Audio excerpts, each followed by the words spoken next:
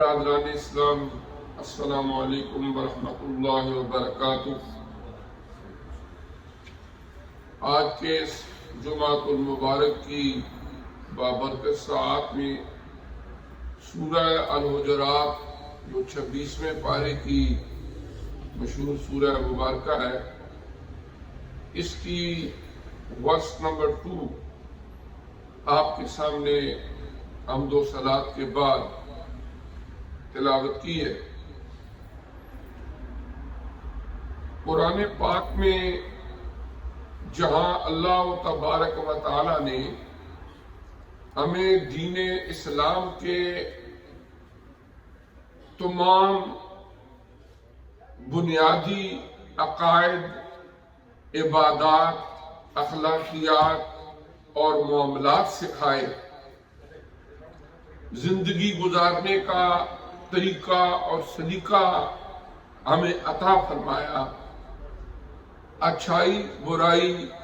نیکی بدی میں تمیز کرنا سکھایا، وہاں اللہ تبارک و تعالی نے ان اولو العزم ہستیوں کو جو وہ خوش قسمت تھے کہ جو اپنے سر کے کانوں سے حضور علیہ السلام کے لب لعلی سے نکلنے والے الفاظ کو براہ راست سننے والے تھے، آپ پر ایمان لانے والے تھے، اور اپنے ان سر کی آنکھوں سے رخ مصطفیٰ صلی اللہ علیہ وآلہ وسلم کی زیارت کرنے والے تھے۔ یہ اتنا بڑا اعزاز ہے کہ جو اللہ کی عطا ہے۔ ان اولو العزم ہستیوں کو جو صحابہ کرام رضوان اللہ تعالی علیہ مجمعین ہیں، حضور علیہ السلام کے آل بیت اطہار ہیں، انہیں اللہ پاک نے حضور علیہ السلام کی بارگاہ کا ادب سکھایا۔ دین اسلام کے جتنے معاملات ہیں، مسائل ہیں، عقائد ہیں، کچھ اختلافی مسائل ہیں، سب سے زیادہ اگر نازک ترین مسئلہ ہے تو وہ حضور علیہ السلام کی عزت و ناموس کا مسئلہ ہے۔ آپ دیکھیں،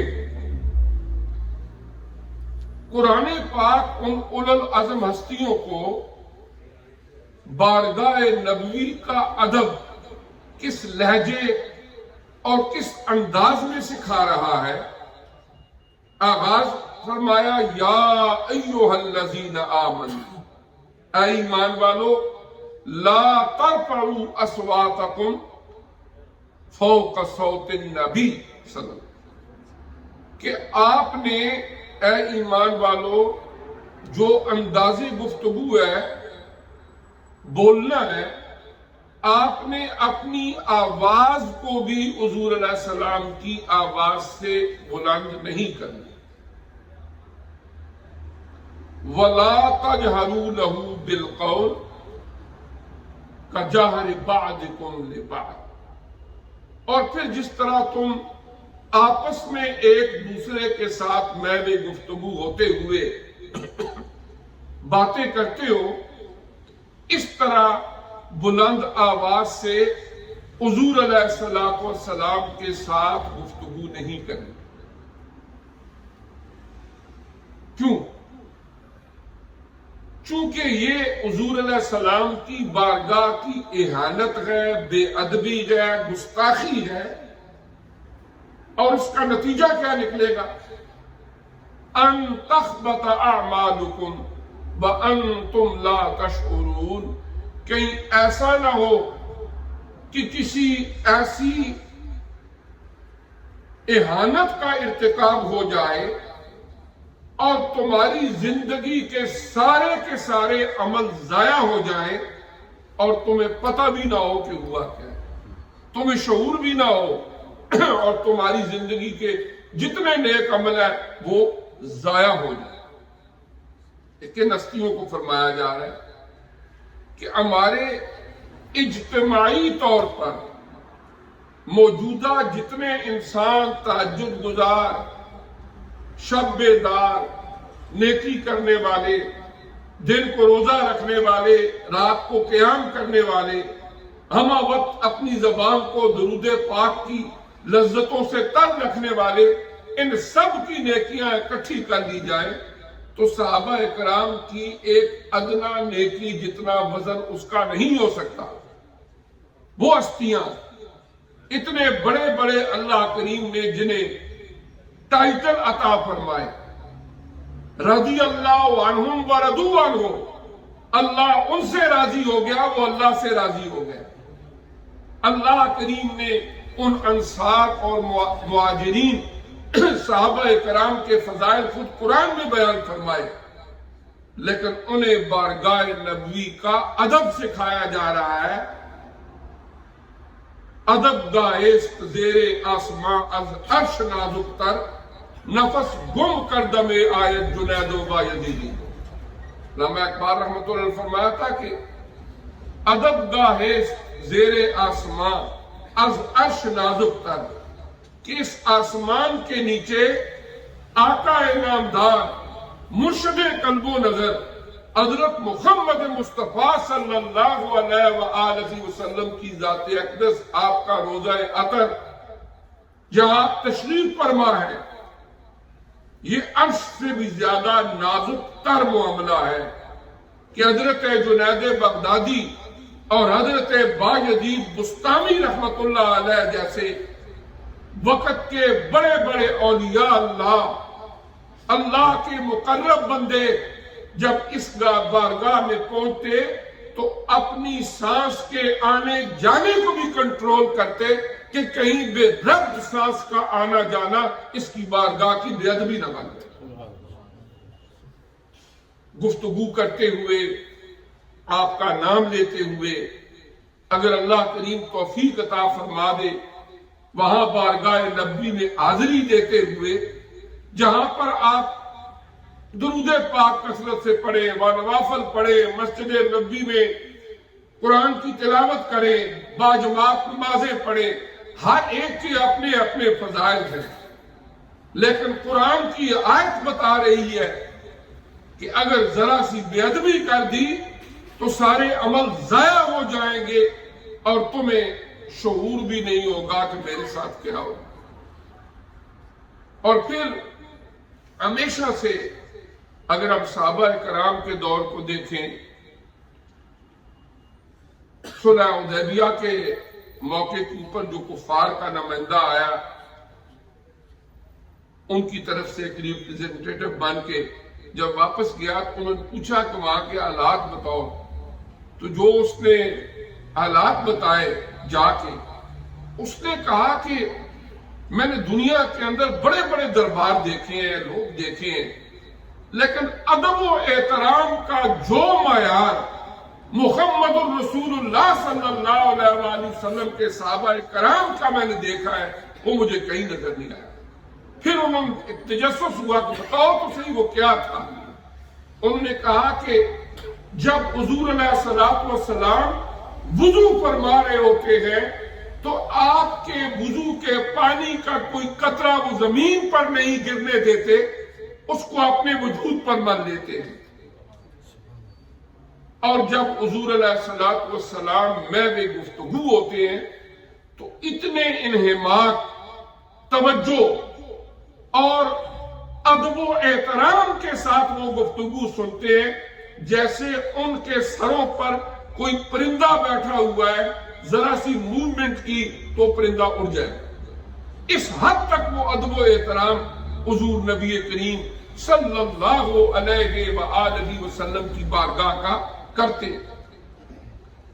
اور پھر اللہ تعالیٰ نے قرآن پاک میں جب حضور علیہ السلام کے اوصاف بیان فرمائے کہ انا ارسلناک شاہدا ومبشرا ونذیرا،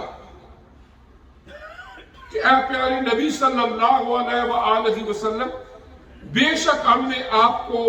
شاہد گواہ بنا کے بھیجا، بشارتیں دینے والا بنا کے بھیجا، ڈرانے والا بنا کے بھیجا، اور ساتھ یہ بھی فرمایا لِتُؤْمِنُوا بِاللَّهِ، تاکہ تم اللہ پر ایمان لے آؤ اور اللہ کے رسول پر ایمان لے آؤ، وَتُعَزِّرُوهُ وَتُوَقِّرُوهُ، اور پھر تم حضور علیہ السلام کی عزت و توقیر بھی کرو۔ تفسیر مظہری میں قاضی ثناء اللہ پانی پتی رحمت اللہ علیہ نے حضرت امام بغوی رحمت اللہ علیہ کے حوالے سے لکھا ہے کہ جو ضمیر ہے یہاں کہ ان کا احترام کرو، ان کا تاکہ ادب کرو، یہ ضمیر جو ہے، یہ پروناؤن جو ہے، یہ نبی کریم علیہ السلام کی ذات کی طرف ہے کہ تاکہ تم حضور علیہ السلام کی عزت و توقیر بھی کرو، ان کی اطاعت بھی کرو۔ اور اسی طرح حضرت امام مالک رحمت اللہ علیہ وہ زندگی کے آخری لمحے تک مدینہ طیبہ میں رہے، وہاں کے محدث تھے، اور حدیث کی ابتدائی کتب جو لکھی گئی ان میں ایک موطا امام مالک ہے جو انہوں نے احادیث حضور علیہ السلام کی مرتب کی۔ حضرت امام مالک رحمت اللہ علیہ جب مدینہ طیبہ میں چلتے تھے تو جوتی پہن کے نہیں چلتے تھے، اس وجہ سے کہ ہو سکتا ہے کہ مدینہ طیبہ کی ان گلیوں میں کہیں ایسی جگہ میری جوتی کا پاؤں آ جائے جہاں حضور علیہ السلام نے اپنے نالین پاک رکھے ہوتے، وہاں پر اگر میرا جوتی آ گئی تو یہ بھی بے ادبی ہوگی۔ اور مدینہ طیبہ کی گلیوں میں ننگے پاؤں چلتے ہوئے بھی وہ دیوار کو پکڑ کے ساتھ ساتھ چلتے تھے کہ نارملی جو چلنے کا طریقہ ہوتا ہے وہ مڈل میں ہوتا ہے کہ میرے نبی درمیان میں گئے ہوں گے، اگر ادھر سے گزرے بھی ہیں تو میں دیوار کے ساتھ لا کے چلوں تاکہ میرے ننگے پاؤں بھی اس جگہ پہ نہ آئے جہاں میرے پیارے نبی کا پاؤں لگا ہو۔ اور پھر ہمارے استاد محترم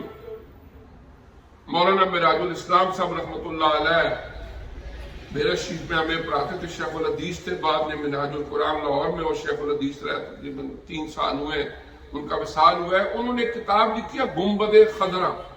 اس کے اندر پوری کتاب کے اندر صرف نبی کریم علیہ السلام کے اس روضہ عطر کے فضائل بیان فرمائے۔ گنبد خضرا اس کا نام انہوں نے رکھا۔ اس میں انہوں نے ایک واقعہ لکھا کہ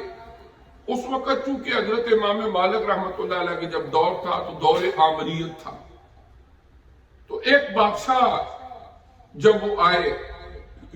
مسلمان تھے، جب وہاں پر آئے تو حضرت امام مالک رحمت اللہ علیہ طبیعت ٹھیک نہیں تھی، اپنے گھر میں تھے، تو انہوں نے بلا بھیجا کہ آپ تشریف لائیں، یہاں پر ملاقات کرنی ہے حضور علیہ السلام کے روضہ عطر کے قریب۔ حضرت امام مالک رحمت اللہ علیہ تشریف لے آئے۔ جب وہاں پر پہنچے تو وہ وقت کا جو حکمران تھا وہ اپنے ساتھیوں کے ساتھ بلند آواز سے گفتگو کر رہا تھا، جس طرح نارمل کہیں بندہ بیٹھا ہوتا ہے گفتگو ہو رہی ہوتی ہے۔ تو حضرت امام مالک رحمت اللہ علیہ نے کسی شاہی ادب کو ملحوظ خاطر نہیں رکھا کہ وقت کا حکمران ہے، آپ نے اس کو اشارہ کر کے فرمایا رک جاؤ، یہاں پر یہ وہ بارگاہ ہے کہ یہاں پر اللہ تعالیٰ نے قرآن میں منع فرمایا ہے لا ترفعوا اصواتکم فوق صوت النبی، کہ اپنی آوازوں کو نبی کی آواز سے بلند نہ کرو، اور آقا علیہ السلام یہاں تشریف فرمائے اور تم اپنی آوازیں بلند کر رہے ہو، اس کو روک دیا۔ پھر اس نے ایک بات پوچھی، اس نے کہا کہ مجھے یہ بتاؤ کہ میں یہاں پر موجود ہوں، میں چاہتا ہوں میں دعا کروں، اللہ کی بارگاہ میں دعا کروں، اور یہ مسئلہ مجھے بتائیں کہ کیا میں حضور علیہ السلام کے اس قبر انور کی طرف، روضہ عطر کی طرف منہ کر کے اگر دعا مانگوں تو جائز ہے یا نہیں جائز؟ یہ حضرت امام مالک رحمت اللہ علیہ سے اس نے پوچھا، تو حضرت امام مالک رحمت اللہ علیہ نے اس کا بڑا خوبصورت جواب دیا۔ آپ نے فرمایا دیکھو دعا صرف اللہ سے کی جاتی ہے، دعا اللہ سے کی جاتی ہے، اللہ سے مانگا جاتا ہے کہ اے اللہ پاک عطا کر. لیکن یہ ہستی جو یہاں تشریف فرما ہے، آپ کو پتہ ہے یہ کون ہے؟ حضرت سیدنا آدم علیہ السلام سے لے کر حضرت عیسیٰ علیہ السلام تک جتنے نبی آئے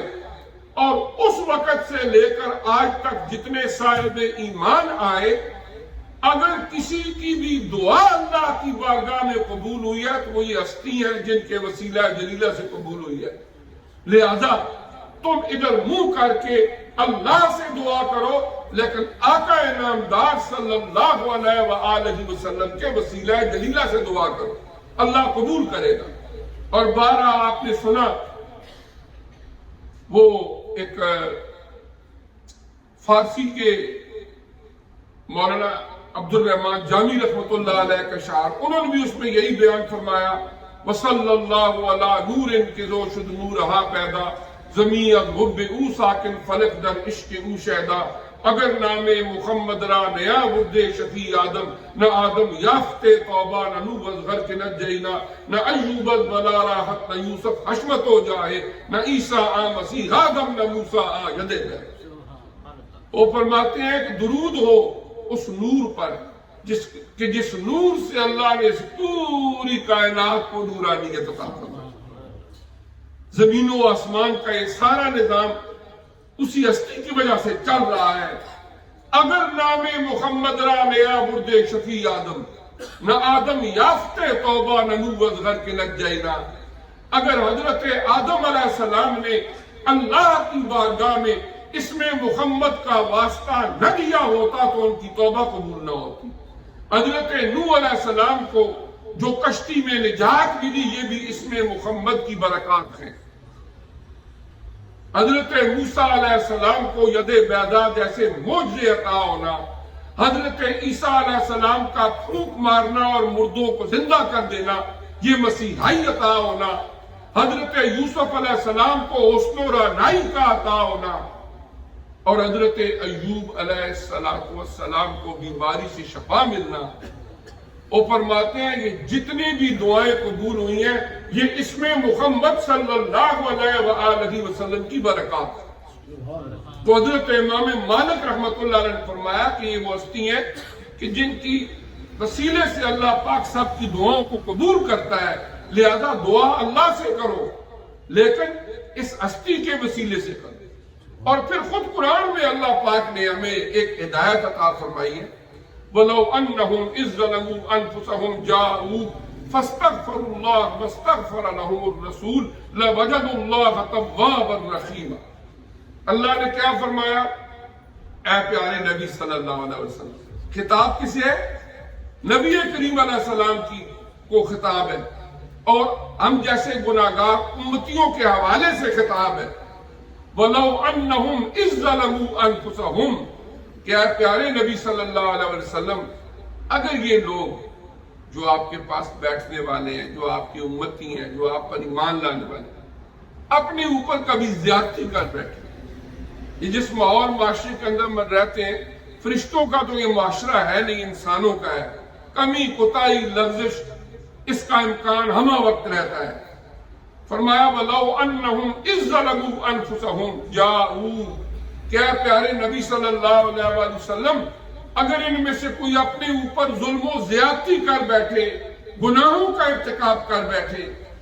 نافرمانی کا ارتکاب کر بیٹھے، جاؤک، پھر اس کے بعد کیا کریں؟ آپ کی بارگاہ میں حاضر ہو جائے. اللہ تعالیٰ یہ بھی تو فرما سکتے تھے کہ اس کے بعد غلطی ہو گئی ہے اللہ کی بارگاہ میں توبہ کریں، اللہ قبول کرنے والا ہے. لیکن وہ قرآن کا اسلوب دیکھیں، جاؤک، پھر آ جائے وہ آپ کے پاس. اللہ کے رسول بھی ہاتھ اٹھائیں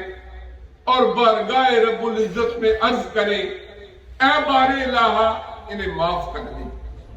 اور وہ بھی ہاتھ اٹھائے اور کہے اللہ مجھے معاف کر دے. لَوَجَدُ اللَّهَ تَوَّابًا رَحِيمًا، تو پھر اللہ کی ذات کو تم پاؤ گے وہ اپنے بندوں کی توبہ کو قبول کرنے والا اور ان کے حال پہ رحم کرنے والا ہے. یعنی قرآن پاک نے حضور علیہ السلام کی بارگاہ آپ کا دروازہ بتایا،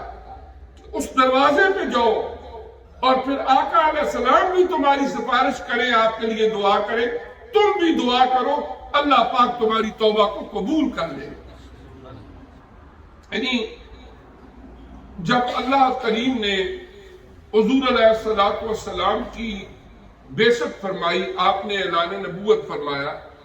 اس سے پہلے عیسیٰ علیہ السلام سے قبل جو انبیاء کرام آئے،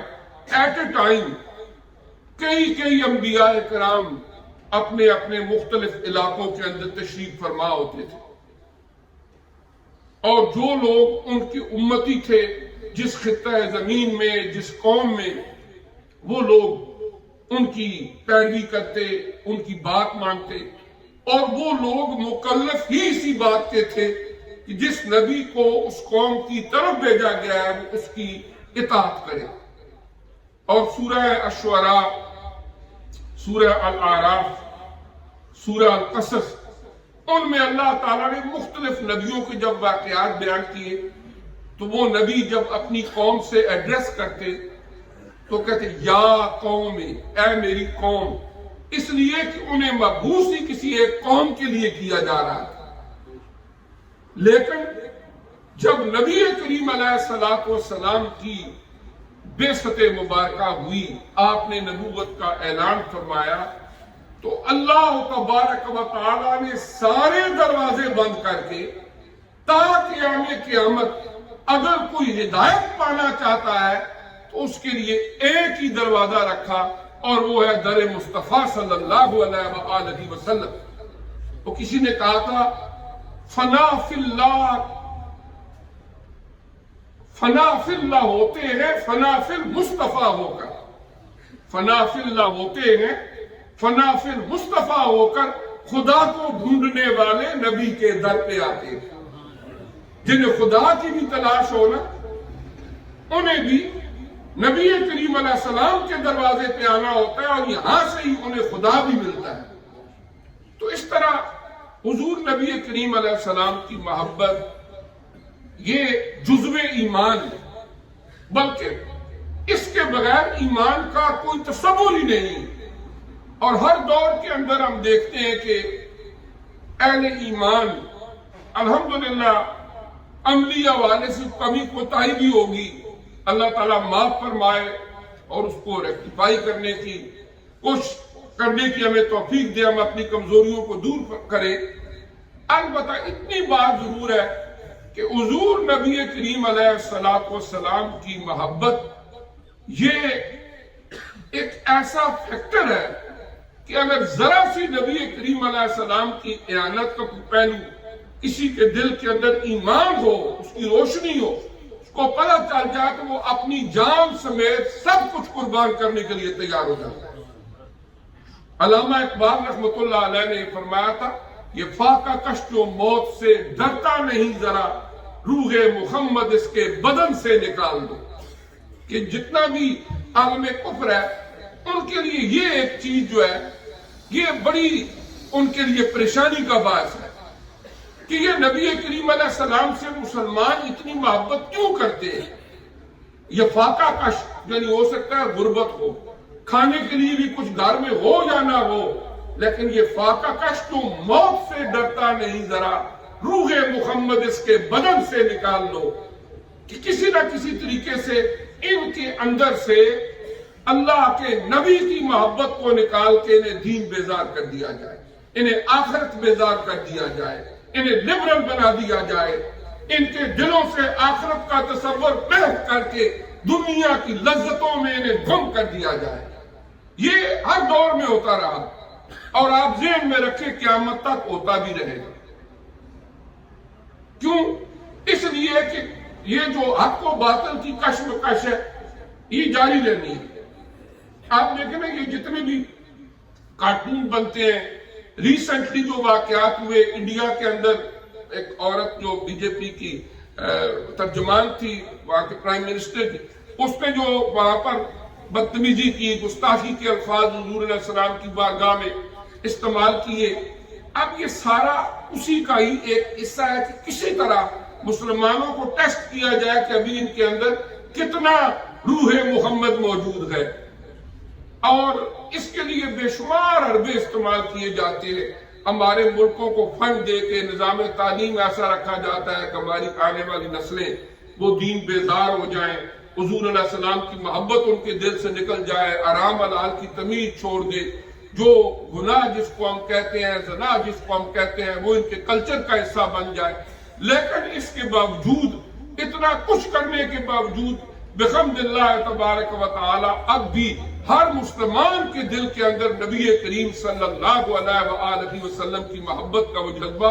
آج بھی موجود ہے، اور تا قیامت موجود رہے گا۔ اور ہم ایسی تمام بےہودہ حرکتوں کی مذمت کرتے ہیں۔ دیکھیں نا، ہم مثلا مسلمان ہیں، کبھی کسی امام نے، آپ زندگی جہاں بھی گزری مسلمان ہیں، آپ جمعہ پڑھتے رہے ہوں گے، پیچھے سنتے رہے ہوں گے، ہمارا دین ہمیں نہیں کہتا کہ بلا وجہ کسی مذہب کے بارے میں کہ فلاں مذہب کے پیروکار کو تم یہ کر دو وہ کر دو، انلیس کہ کوئی ڈاکو نہ ہو۔ گھر میں ڈاکو آ جائے تو پھر تو ایکشن لینا پڑتا ہے نا۔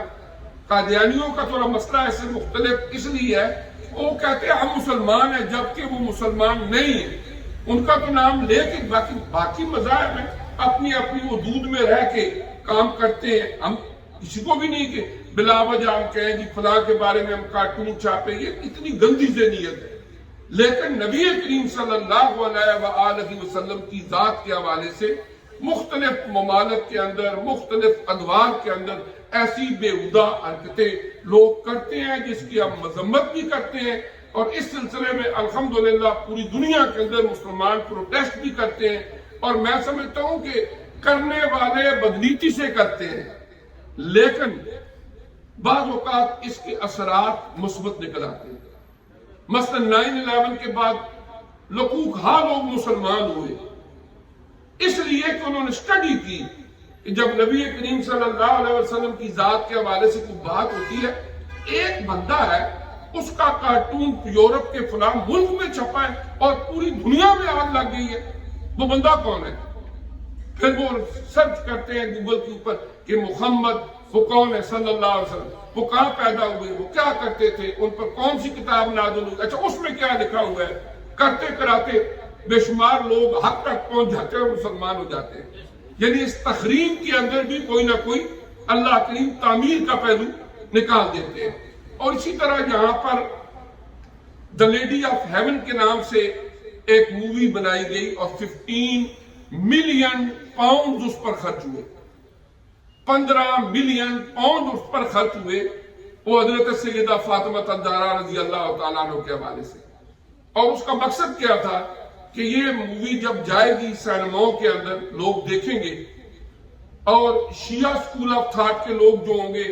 وہ اس کی حمایت کریں گے، اور جو سنی سکول آف تھاٹ کے ہوں گے وہ اس کی مخالفت۔ اس کی وجہ ہم حضرت فاطمہ الزہرا رضی اللہ تعالیٰ عنہ کے ساتھ سب سے بڑھ کے عقیدت رکھنے والے ہیں، لیکن اس میں صحابہ اکرام کی اس پردے میں توہین کی گئی، حضرت ابوبکر صدیق، حضرت عمر فاروق، حضرت عثمان غنی رضی اللہ تعالیٰ کی توہین کی گئی۔ اب اس کے لیے یہ ہے کہ